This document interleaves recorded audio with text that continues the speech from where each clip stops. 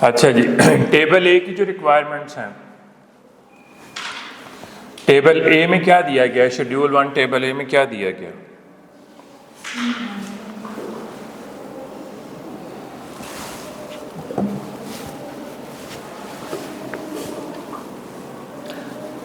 Company limited by share का article of association का specification दिया गया। क्या उसको अडॉप्ट करना ज़रूरी है?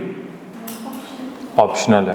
कंप्लीटली अडॉप्ट किया जा सकता है, कंप्लीटली एक्सक्लूड किया जा सकता है, किया जा सकता है। हेडिंग्स और according to Companies Act headings की एक फॉर्मेट दिया गया ना, जो आपको बताया गया है, उनके बारे में आपने इन्फॉर्मेशन देनी है। मीटिंग्स कैसे होनी है, वाइंडिंग अप कैसे होनी है, पोल कैसे कंडक्ट होना है, डायरेक्टर्स के पास क्या उसके पावर्स हैं, ड्यूटीज़ हैं। एक्ट को देखते हुए आप ये तमाम चीज़ें लिख सकते हैं। हेडिंग्स आपने कहाँ से उठानी है? टेबल ए से।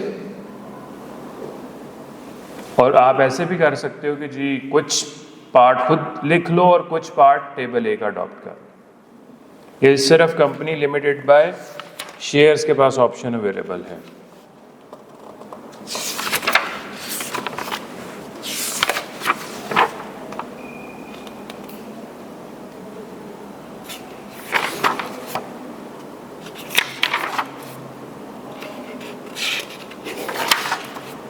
अच्छा जी, आर्टिकल्स ऑफ एसोसिएशन में आपने कहा जी ऑल्ट्रेशन स्पेशल रेजोल्यूशन से हो जाती है। अच्छा जी, फिर है जी पेज 47 पे आए।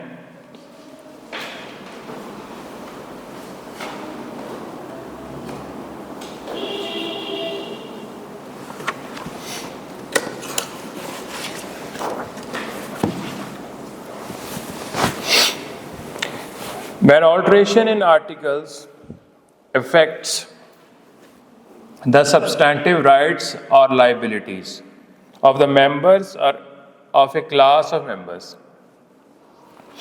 it shall be carried out only if, carried out only का मतलब है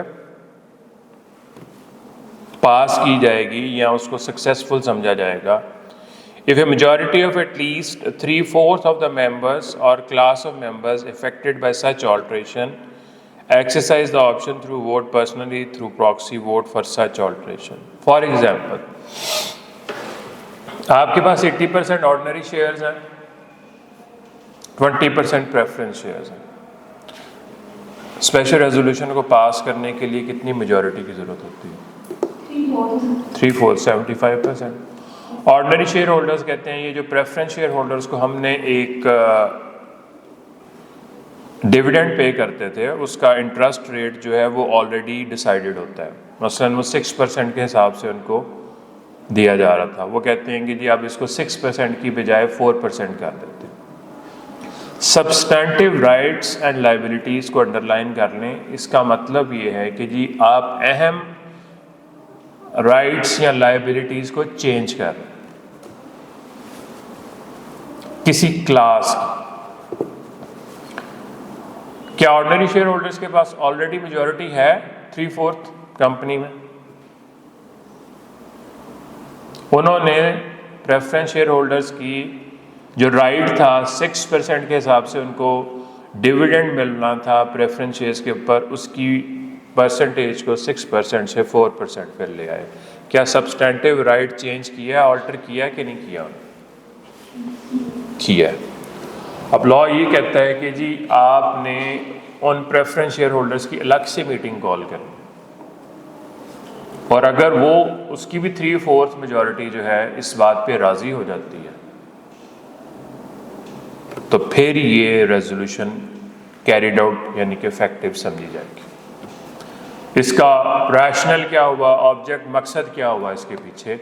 इसका मकसद ये हुआ कि जी आप माइनॉरिटी राइट्स को प्रोटेक्ट कर रहे हैं। माइनॉरिटी कौन है? Preference share holders. मेजॉरिटी कौन है? Ordinary share holders.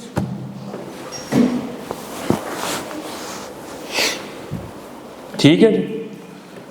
वैसे उसने क्या कहा है कि जी आप जब चाहें आर्टिकल्स में चेंज कर सकते हैं, बड़ा आसान तरीका है। स्पेशल रेजोल्यूशन पास कर।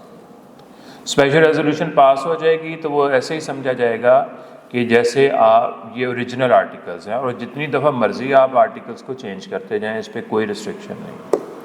जब आप सब्सटैंटिव राइट्स एंड लायबिलिटीज़ किसी भी क्लास को चेंज करना चाहते हैं तो दो तरह की मीटिंग्स होंगी। एक जनरल कंपनी सारी की मीटिंग होगी और फिर किसकी मीटिंग होगी, जो अफेक्टेड क्लास है उसकी अलग से मीटिंग होगी, और वो 3/4 अगर मेजॉरिटी उसकी इस बात पे रजामंद हो जाती है तो फिर जनरली वो नहीं होंगे। Copy of the articles of association as altered shall within 30 days from the date of passing of the resolution be filed by the company with the registrar. कितने दिन के अंदर? 30 days के अंदर। And shall with the registrar, and he shall register the same, and articles so filed shall be the articles of the 30 days के time period को याद रखें।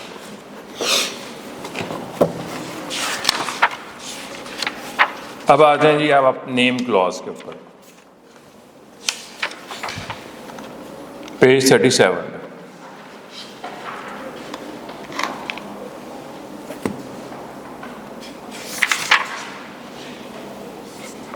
पहले आपको क्या बताया था, कितने देर के लिए आप नाम को रिजर्व करवा सकते हैं? 60 days के लिए। पेज 38 पे लिखा हुआ है reservation of name, first line ही, a person may make an application to the registrar for reservation of name set out in the application for a period not exceeding 60 days।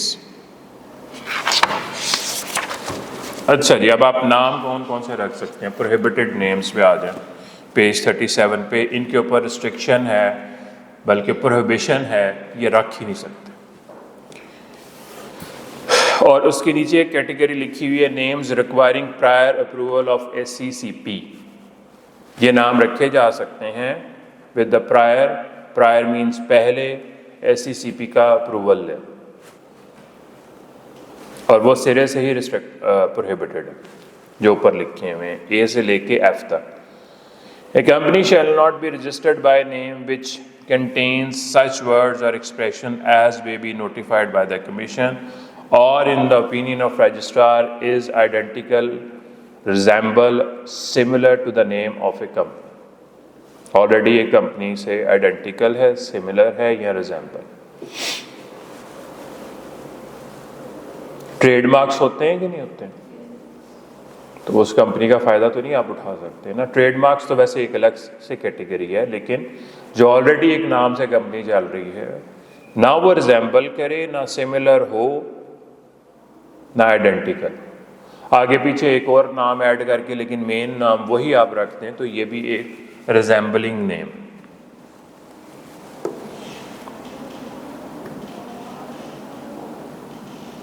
Example 5 देखें।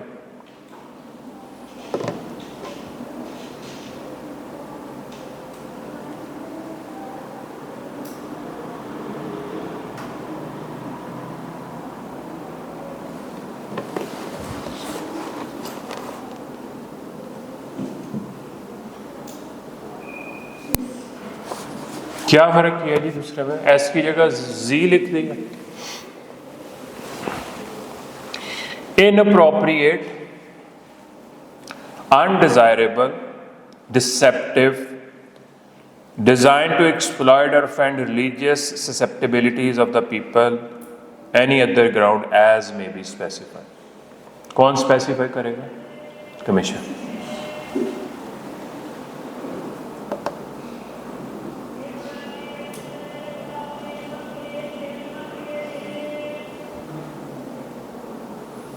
Example 6 देखें।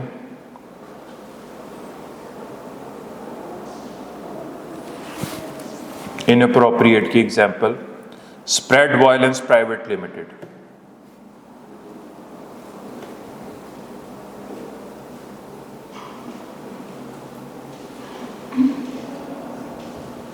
Deceptive के क्या meaning है? A propose business trading in industrial machinery may not be allowed name Industry Bank Limited on account of deceptive name.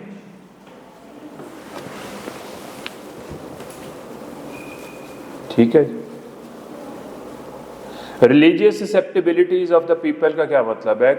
मुसलमानों में कोई फिरका, मुसलमानों के अलावा जितने भी लोग पाकिस्तान में रह रहे हैं जो नॉन मुस्लिम्स हैं, उनके रिलीजियस सेंटिमेंट्स को हर्ट ना करे आपका नाम। ठीक है ना?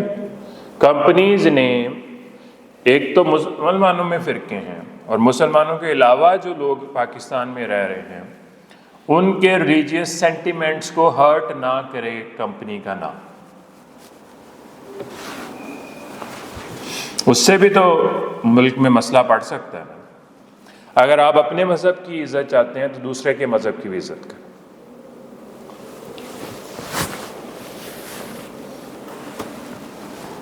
ठीक हो गया जी, ये ग्राउंड्स की, ये prohibited.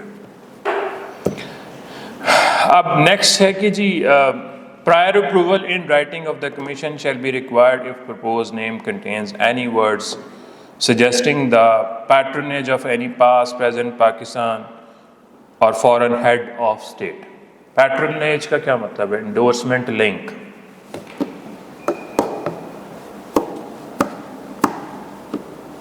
Past, present Pakistani head of state या foreign head of state.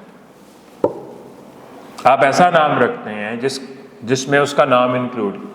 Nelson Mandela का नाम सुना होगा आप लोगों ने, काबिल इज़्ज़त है। हम अपनी ऑर्गेनाइजेशन के साथ नेल्सन मंडेला का नाम ऐड कर देते हैं, फॉरेन हेड ऑफ स्टेट रहा है। कोई उससे लिंक बन रहा है कि नहीं बन रहा? बाकी कोई उसने हमें इंडोर्स किया है, उसकी पैट्रोनेज हासिल है कि नहीं हासिल? कमीशन इस चीज़ की इन्वेस्टिगेशन करने के बाद हमें ये नाम रखने देगा। क्योंकि वजह ये है कि जी अगर इस तरह के लोगों के नाम आप ऐड करेंगे तो आपकी क्रेडिबिलिटी बढ़ जाएगी लोगों की नज़र में। तो क्रेडिबिलिटी बढ़ जाएगी तो इससे क्या होगा? आप इन्वेस्टमेंट ज्यादा इकट्ठी कर सकेंगे और उसमें फ्रॉड का भी इम्कान।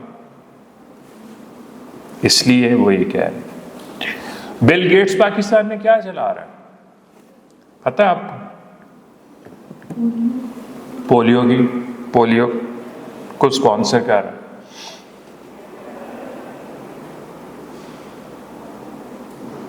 पोलियो रेडिकेशन पूरी दुनिया में तकरीबन जो है वो बिल गेट्स जो है, अब तो पाकिस्तान और अफगानिस्तान ही रह गए हैं, पूरी दुनिया में से रेडिकेट हो चुकी है। तो इसकी जो फाइनेंसिंग कर रहा है सारी मुहिम की, वो बिल गेट्स का।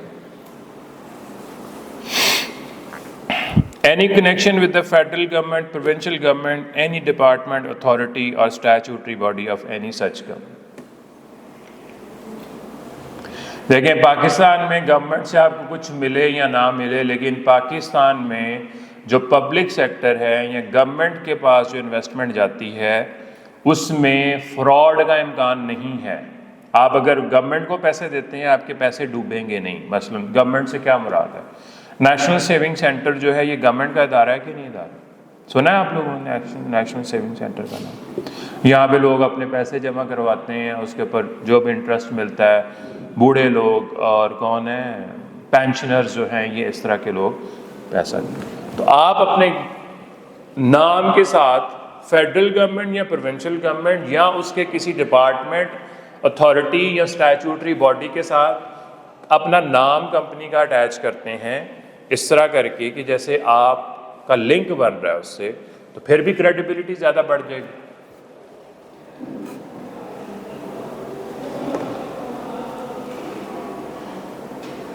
एग्जाम्पल 8 देखें जरा।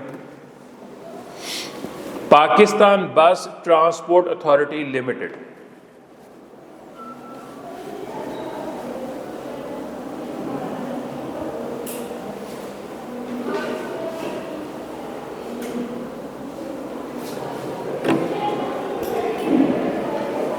आप लोगों को तो नहीं पता होगा, एक ज़माने में गवर्नमेंट एक ट्रांसपोर्ट बस सर्विस भी चलाती थी, GTS उसको कहा जाता था, government transport service red colour की बसेज होती थी उससे। और मेरी होश से पहले कहते हैं जी वो फैसलाबाद में डबल डेकर बस भी चलती थी, जो लंदन में चलती है ना डबल डेकर बस, फैसलाबाद में भी चलती थी, वो भी गवर्नमेंट चलाती।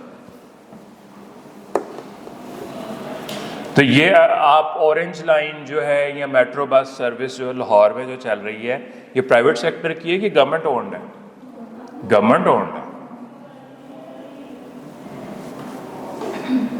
तो आपने फिर इस तरह भी नहीं करना कि जी आप अपना कंपनी का नाम ऐसा रख लें जिसका लिंक बन जाए फेडरल गवर्नमेंट से, प्रोविंशियल गवर्नमेंट से, या उसके किसी डिपार्टमेंट या अथॉरिटी से। अथॉरिटी की example FDA, Faisalabad development authority, ये गवर्नमेंट ओन्ड अदारा है, ठीक है। अथॉरिटी का वर्ड और कहां पे यूज होता है?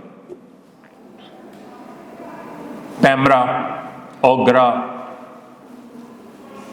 एंड पे ए आता है ना, authority, oil and gas regulatory authority, तो वो गवर्नमेंट ने बनाई हुई है चीजें। Any connection with any corporation set up by under any federal or provincial government.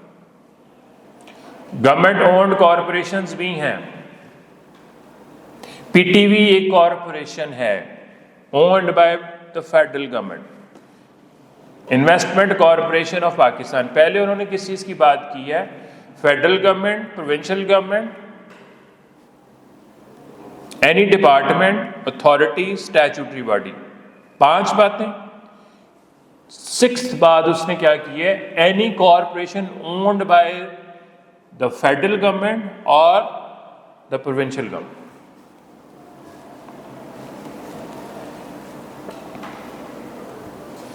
Patronage of और any connection with any foreign government और इंटरनेशनल ऑर्गेनाइजेशन।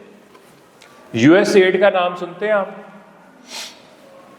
बाहर के इदारे ज्यादा क्रेडिबल है पाकिस्तान की निस्बत। एक तो फॉरेन गवर्नमेंट से लिंक ना जोड़े। इंटरनेशनल ऑर्गेनाइजेशन यूएनओ, ये जी यूएनओ का प्रोजेक्ट है, ये वर्ल्ड बैंक का प्रोजेक्ट है, तो क्रेडिबिलिटी बढ़ेगी कि नहीं बढ़ेगी? एस्टेब्लिशिंग ए मुदारबा management company to float a मुदारबा। मुदारबा मैनेजमेंट कंपनीज क्या करते हैं? मुदारबा फ्लोट करते हैं market. Islamic way of financing है जो आपने इकोनॉमिक्स में भी पढ़ा होगा। तो मुदारबा एक आम कंपनी फ्लोट मींस लॉन्च नहीं कर सकती इन द मार्केट, वो सिर्फ कौन कर सकता है? मुदारबा मैनेजमेंट कंपनी। इनके लिए जो भी नाम रखे जाएंगे इसका अप्रूवल आप किससे लेंगे? कमीशन से। Any other business requiring license from the commission.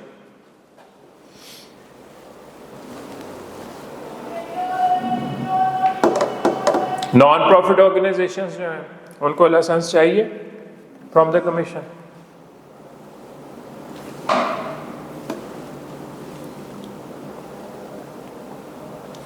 अब ये ले ऊपर आपने ए से लेके एफ तक पॉइंट पढ़े हैं जो प्रोहिबिटेड नेम्स हैं। जो नीचे आपने पॉइंट्स पढ़े हैं ये नाम रखे जा सकते हैं with the prior approval of the ACC। Whenever a question arises as to whether or not the name of company is in violation of above provisions, the decision of the commission shall be final.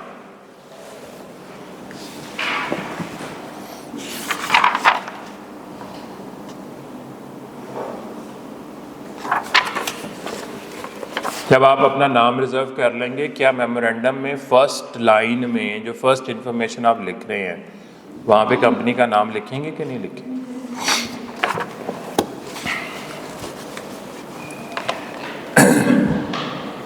Reservation of name हो गया 60 days के लिए।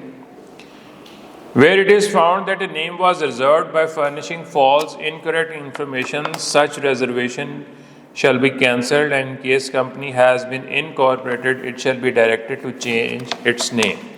The person making application shall be liable to a penalty. अगर तो company की incorporation से पहले registrar को पता चल जाता है कि जी ये जो इन्होंने इंफॉर्मेशन प्रोवाइड की थी ये नाम हासिल करने के लिए ये गलत थी, तो वो रिजर्वेशन कैंसिल हो जाए। लेकिन अगर उनको कंपनी इनकॉर्पोरेट हो चुकी है उसके बाद पता चलता है तो फिर कहेंगे नाम चेंज करो, और जिस पर्सन ने इंफॉर्मेशन दी थी उसको पेनलाइज किया जाएगा। If the name applied for is refused by the registrar, the aggrieved person may within 30 days of the order of refusal prefer and appeal to the commission. आपको लग रहा है कि जी ये गलत बेसिस पे रजिस्ट्रार जो है हमारे नाम को रिजेक्ट कर रहा है, मसलन वो कह रहा है जी आपका नाम डिसेप्टिव है, आपका नाम इनअप्रोप्रिएट, आपको कोई समझ नहीं आ रही कि किस बेस पे ये ऑब्जेक्शन लगा रहा है, तो फिर अपील कहाँ पे लेके जाएं? कितने दिन के अंदर? 30 डेज, रिफ्यूजल के 30 डेज के। फिर वो ऑर्डर ऑफ द कमीशन जो है वो फाइनल होगा।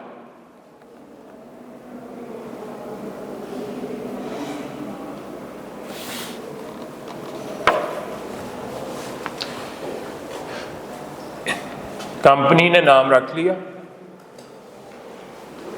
आपने उस सेक्शन 10 की रिक्वायरमेंट्स को पूरा करते हुए नाम रख लिया, इजाज़त मिल गई रख। क्या ज़िंदगी में कंपनी अपना नाम एक ही रखेगी? चेंज नहीं कर सकती। मोबिलिंग ने वारिद को ख़रीद लिया, उनका मर्जर हुआ, तो अब एक कंपनी का नाम है जैज़,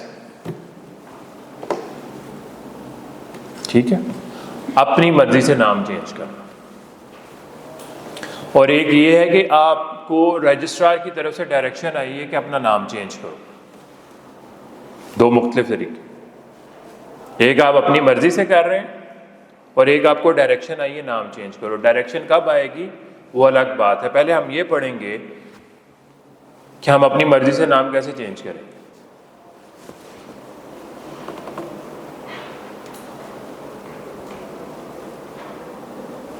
प्रोसीजर क्या है जी? कंपनी में by special resolution and with approval of registrar signified in writing change its name. ठीक है जी। Permission of approval not required.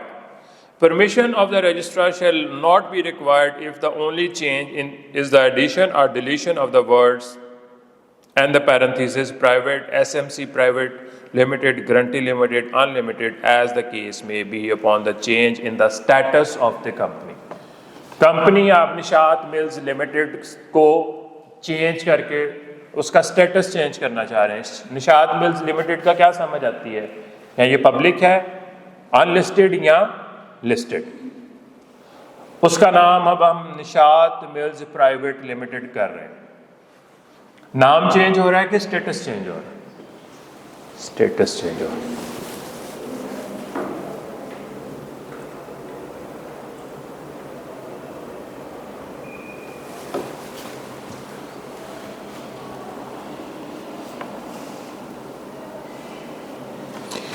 New certificate of incorporation, नया सर्टिफिकेट अब आपको मिलेगा।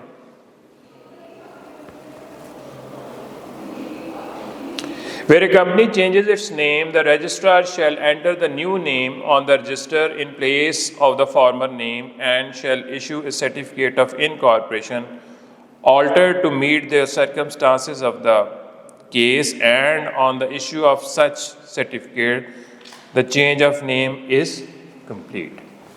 लेकिन एक और रिक्वायरमेंट है कि जब आपने चेंज ऑफ नेम कर लिया तो आपने फौरन अपने जो जहाँ जहाँ पे नाम लिखे हुए थे कंपनी के वहाँ पे नया बोर्ड्स नहीं लगा देने, पुराना नाम भी 90 डेज तक यूज़ करना है। मैं अपना बैंक अकाउंट, मेरा सऊदी पाक बैंक में बैंक अकाउंट हो जिसको बाद में सिल्क बैंक ने ख़रीद लिया था, तो मैं जाता हूँ कि मेरा तो अकाउंट सऊदी पाक बैंक में है, मैं अगले दिन गया तो वहाँ पे सिल्क बैंक लिखा हुआ, तो मैं तो परेशान हो जाऊँगा जी बैंक किधर गया। तो फॉर्मली पहले इसकी रिक्वायरमेंट थी मेरा ख्याल 12 मंथ्स की, अब 90 डेज़ की इन्होंने कर दी है कि इसको 90 डेज़ तक पुराना नाम इस साथ लिखते रहना है ताकि लोगों को पता चलता जाए कि जी अब ये इन्होंने चेंज हो गई है इसमें। Where a company changes its name, it shall for a period of 90 days from the date of issue of certificate by the registrar continue to mention its former name along with its new name on the outside of every office place in which its business is carried on and in every document or notice.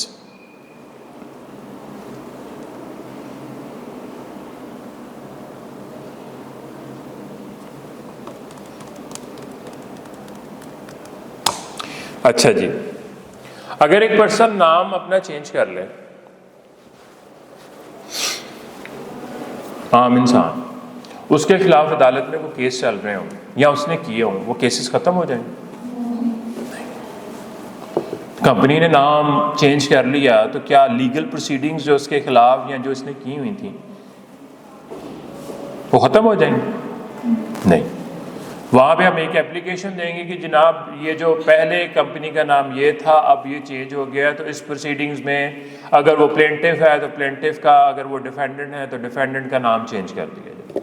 तो legal proceedings वैसे ही चलती रहेंगी। Change of name shall not affect any rights और obligations of the company. Rights and duties company की change नहीं होंगी। और render defective any legal proceeding by or against the company. कोई भी लीगल प्रोसीडिंग्स या केस जो कंपनी ने किया हुआ है या जो उसके अगेंस्ट चल रहा है वो भी उसी तरह रहेगा, वो डिफेक्टिव नहीं हो जाएगा। That might have continued or commenced against the company by its former name may be continued by or commenced against the company by its new name. जो पुराने नाम से चल रहे थे अब वो नए नाम पे चलेंगे। ना उसकी राइट्स एंड लाइबिलिटीज में कोई चेंज आएगी, हुकूक और फराइज में कोई चेंज नहीं आएगी। नंबर 2, जो कंपनी ने केसेस किए हुए थे या जो कंपनी के खिलाफ केसेस चल रहे थे वो भी नए नाम के मुताबिक चलते।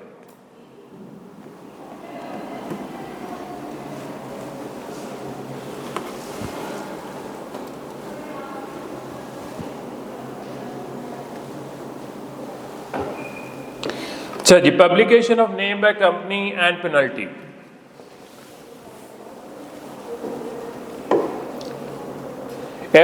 देखें, जहां पे आपका जो रजिस्टर्ड ऑफिस है या प्लेस ऑफ बिजनेस है वहां पे आपका नाम लिखा होना चाहिए कि नहीं होना चाहिए? इंग्लिश और उर्दू में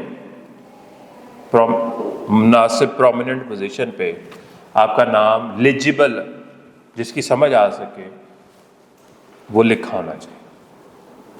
पहले तो ये भी था कि आप अपनी लोकल लैंग्वेज में भी, मसलन कहीं पे नहीं इंग्लिश उर्दू समझी जाती, सिंध में, KPK में, बलूचिस्तान में, तो जो लोकल लैंग्वेज है उसमें भी लिखा जा सकता था पुराने लॉ के मुताबिक। अब तो सिर्फ इन्होंने क्या कहा है, 2 लैंग्वेजेस हैं, इंग्लिश एंड उर्दू।